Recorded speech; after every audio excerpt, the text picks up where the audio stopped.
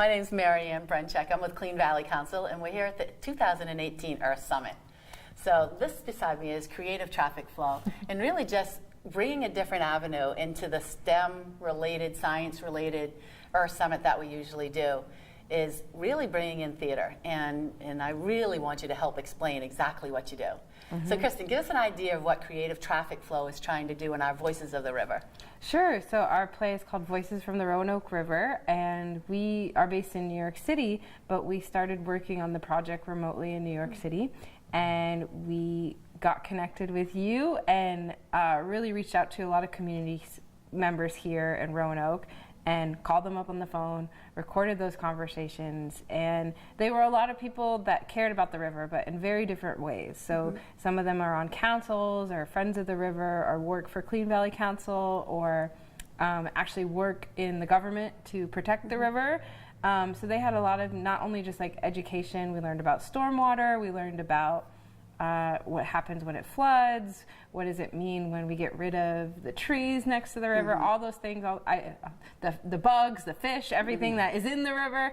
But they also have such a strong connection, just as human beings, of memories, of experiences with the river. So in our play, we took all those real life people's interviews and put them together in a script.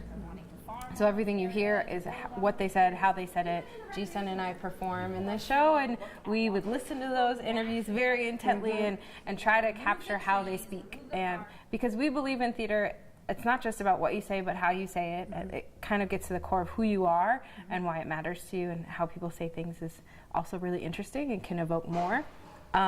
So that's what the piece is about. And then we actually added an element, which is a voiceover Dawn recorded of the river itself. What would the river say back to these humans? I like that. And so it was a really nice piece to work on. And today we did a workshop with the young people, and we really just tried to give them a taste of that, because I think a struggle with environmentalism or call to action is it can be disembodied. It can feel like something you can ignore, you can put to the side. But when you put it in your voice, when you put it in your body, it personalizes it. Exactly. So that's what we're really trying to do. And I saw that with the students today, you know. And so, Jeesun, give us some ideas of what it's like to play somebody else. It's really as a performer, it's really fulfilling. I play 3 different characters. One is Diane, who is a Native American water walker. The other one is Bill Tanger, and he is of course very different. He's an older gentleman. And then I play Anita, who worked with the city a long time, and she's from Malaysia originally. And so I think playing these kind of different characters as just someone who is very concerned about saving water too, helps me get into these brain spaces of people who care about it in all sorts of different ways, whether through like legislative measures, like making sure that there are laws and regulations put in place so that we don't build so close, or there are people who have a much more deeper historical attachment to it, so they can really speak it from the point of view of a cultural background. So I think those things really help me understand not just the current day issues that we have with conservation, but how it has been like a prolonged topic. The historical perspective. Right. I learned things about people that I've known for a couple of years.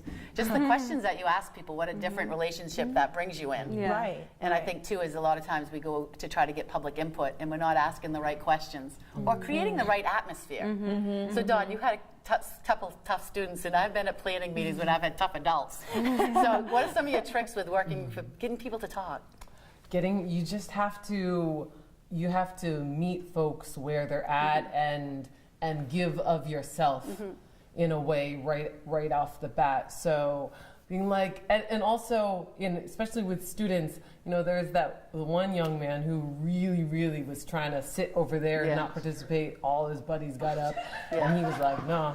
And I was not, you know, I was gently but firmly not going to let that happen. I was like, you know what? It's all good. You agree with that? And he got up. And it's like, you know, finding the balance between, you don't want to force someone to something they totally don't want to do, and you have to be able to read people to understand what is encouragement and what, you know, because if if he, if he was having a moment and it was a thing, I would definitely back off. But you have to be able to just.